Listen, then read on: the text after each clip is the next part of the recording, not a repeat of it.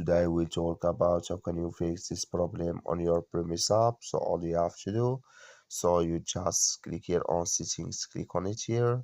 When you just click on settings, it's going to show for you a list like this here. Then you go down, so you just keep going down and you click here on apps. Then you come to apps list here, and there you're looking for premise app, or just click on search. Then here at premise app, it's going to show for you like this. Click on it. So then it's going to take you to this list here. Just click on for stop. Then you click on OK. Then you go down. Just click here on storage.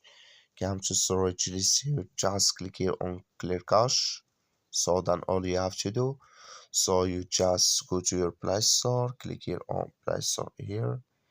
So then here you search for premise app. It's going to show for you like this. You will find here update. Click on it. Then it's going to work with you. That's all you have to do. Thank you for watching. Don't forget to support us by liking, subscribe.